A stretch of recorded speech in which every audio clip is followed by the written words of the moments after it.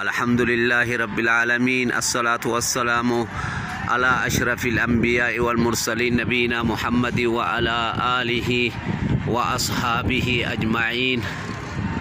أما بعد، بلوان كينا كان إيرا كان دبرتي تقا قداران هندمتي كيسانو بكينو آبانتنو hirmaannaa keessaniin kunoo amma sochoone utubaalee kana kunoo dhadhaabnee jirra. Sochiirra jira waan isin nu sochooftanii nulleen kunoo akkanatti kontiraakterri kunoo akkanatti utubaa nu dhadhaabee jira. Yoo rabbi fedhe utubaan amma dhaabbatee jiru gara utubaa 54 keessaa utubaan jaa qofatu hafaa kunneen dhaabatee jira. Ka argaa jirtan kana kunoo akkana sochiin kuni marri sochii keessanii rabbi isinirraa haa jaalatu waan isin nu sochooftaniini.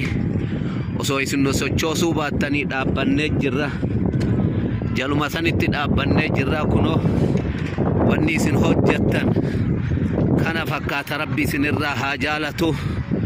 dalagaa keessan dalagaa maqbuulaa rabbi haa godhu. Bakka isin baaftan rabbi bakka isinii haa buusu.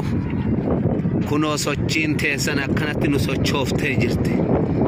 Yoo rabbi fedhe dalagaan tun dalagaa teessan sibiilli dhaaba ferroon dhaabatelleen simintoon itti dabalamelleen harki warra dalageellee qulqulluu kaasaa keessanii qulqulluu keessanii rabbi isinirraa haa jaalatu.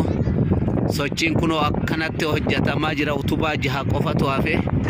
Guyyaa har'aa sanbata guddaadha. Jarri kennan dalagani boruu jahan hafe sanillee itti fixuudhaaf kunoo hagastu hafe. Baarakallahu fiikum. Sochiin akkanatti itti jirra jecha gammada.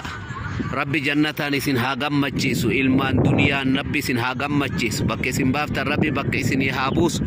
Hojiin akkanatti socho'aa jira. Baarakallahu fiikum. Kunoo kana fakkaata. Rabbi isinirraa haa jaalatu.